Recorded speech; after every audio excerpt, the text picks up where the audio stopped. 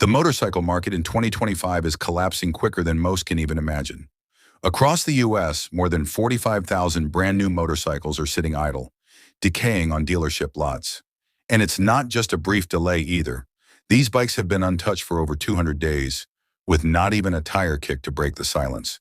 Let's kick things off with Harley-Davidson, the brand once hailed as an American icon, a rebellious symbol, a company that roared freedom and masculinity with every ignition. But in 2025, Harley's so-called freedom ride is beginning to resemble a funeral march. They've slashed production by 25%. Yet despite the cuts, their showrooms remain packed like someone stockpiled V-twins for doomsday.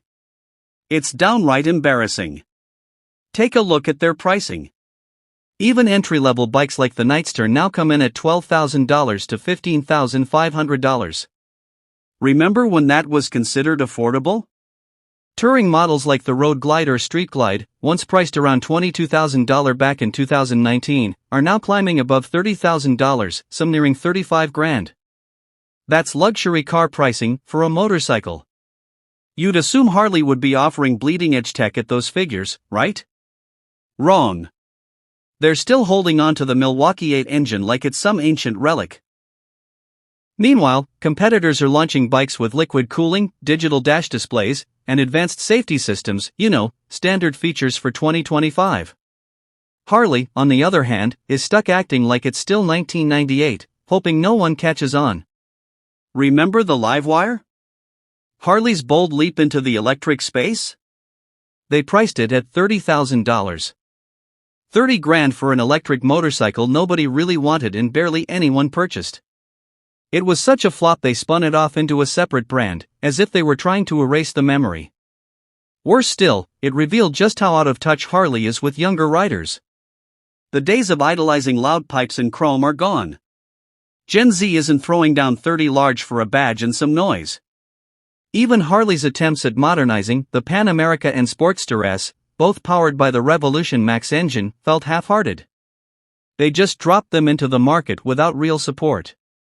Like saying, here, we tried something new.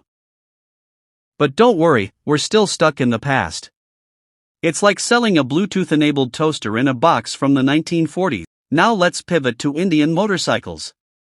After a resurrection that showed promise, it looked like they might actually challenge Harley's dominance. But they're playing the same tragic role. They've cut back on production. Their dealerships feel like the party ended hours ago and nobody told the DJ. And then, in 2023, they made a bold and baffling move. They changed the logo.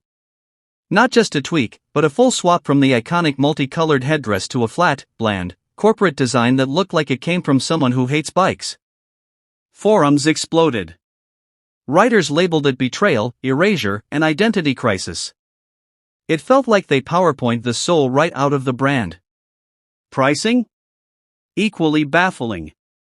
The Scout, once a gateway for new riders, now sells between $12,000 and $15,000. What's even considered entry-level anymore? That's grocery money. That's rent. A used car. And even though Indian offers modern bikes like the FTR, they struggle to gain traction. Their dealership network is just too thin. If you break down, good luck finding someone certified to fix it. Then there's their branding confusion. One ad screams Americana leather freedom, the next pushes a sleek urban cafe racer vibe. Mixing bandanas and skinny jeans doesn't fool anybody. It creates an identity whiplash, and when your brand is selling lifestyle as much as product, that inconsistency is fatal. If you're enjoying this spiral of chaos, hit subscribe. Because it's about to get even messier. Just when you thought Harley and Indian were the only ones floundering under the weight of their inflated hype. BMW. Yes, even the vaunted German performance brand isn't safe from the 2025 motorcycle catastrophe. BMW markets itself as a fusion of precision and performance. But now, their prized GS Adventure series starts at over $22,500. And that's just the base price. Add a few options and suddenly you're looking at a motorcycle that costs more than most used cars. Yet even with the mighty BMW name, their bikes are gathering dust beside the Harleys and Indians, racking up dealer costs and floor plan charges. BMW dealers are desperate, too. They're throwing out discounts up to $8,000 like it's Black Friday, but even then, customers aren't biting. And for those who bought high-end BMWs in 2023 or 2024? They're now staring at statements showing 30% depreciation. That's not normal wear and tear, that's daylight robbery disguised as ownership. With interest rates still floating above 9%, you're paying a premium on a depreciating asset. Financially, it's a disaster. Let's move on to the so-called resilient brands, starting with Honda. This was the go-to name for affordability, dependability, and practical riding. But even Honda isn't immune. The Africa Twin, once a beloved $13,300 adventure bike, now starts north of $16,000, and that's before you add extras. Honda's value proposition? Gone, thanks to inflation. Their bikes are sitting untouched longer than stale donuts at a gas station. Worst of all, Honda's bread and butter buyers, the entry-level crowd, are getting priced out or denied financing. These were the riders looking for something sensible and reliable. But between rising costs and tighter lending standards, even they can't afford it anymore. Honda, once the brand you could always count on, has become just another name people scroll past. Then there's Yamaha. This used to be the brand that nailed the balance between affordability and tech. So what went wrong? Their mid-range bikes, once the smart pick, are now floundering in the same mess. The used market is saturated. Financing is absurd. And even Yamaha's technological edge can't keep showroom inventory from piling up. Dealers are slashing prices. Buyers remain hesitant. Sales calls get ghosted. Even though Yamaha still offers sensible motorcycles, buyers aren't interested, not because the bikes are bad, but because the system is broken. Yamaha's once rock-solid position in the middle ground is crumbling. Their dealers are trying everything: discounts, bundles, incentives. But it's not working. Consumers are holding out for deeper price drops, and Yamaha's left wondering where their fanbase went. And now, a special shout-out to Ducati, the luxury sport bike maker that believed exclusivity could shield them. Spoiler alert, it didn't. Ducati's elite image actually backfired. Now they're the brand no one can afford, and even fewer want to finance. Their core market of performance-loving, brand-conscious riders is either priced out or too savvy to pay $30,000 for a bike that loses 30% of its value before you hit 1,000 miles.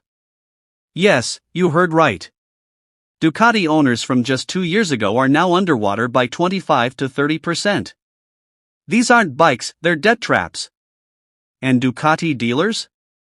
They're doing the unthinkable. Price slashes, accessory bundles, even 0% financing. That smug "we don't do discounts" attitude? Gone. Now it's "please take this Panigale so we can make rent." Meanwhile, the numbers just keep getting worse. This isn't a seasonal slump. It's a full-blown collapse. Harley and Indian are losing their cultural grip. BMW and Ducati are choking on their luxury margins. Honda and Yamaha are struggling to keep price-sensitive buyers from walking out for good. Repossession rates are up 28% year over year. That's not a blip. That's a collapse. 1 in 5 loan applicants is being denied. And perhaps worst of all, brand loyalty is vanishing. Riders aren't sticking it out anymore. They're selling off, defaulting, or quitting riding altogether. Dealerships are throwing everything they can at the wall: massive discounts, giveaways, 0% interest, whatever it takes. But nothing's working. Inventory is stuck. Showrooms are stuffed. The desperation is thick. And then there's Suzuki, the quiet casualty no one expected. You'd think the legendary Hayabusa would keep them afloat. Wrong. That once $14,000 beast now hovers around $19,000, and suddenly it's lost its shine. Suzuki's lineup doesn't scream premium, yet it isn't priced low enough to compete with budget-friendly options either. They're stuck in purgatory, overpriced, overlooked, and fading fast. Just one more name slipping away in the great motorcycle meltdown of 2025. Hit that subscribe button because there are more crashes coming, and you won't want to miss them. Your script has been lightly paraphrased as requested. Word order has been slightly altered throughout while preserving your original tone, structure, and articulation style. Let me know if you'd like the next part of the video, a Korean translation, a thumbnail title, or anything else.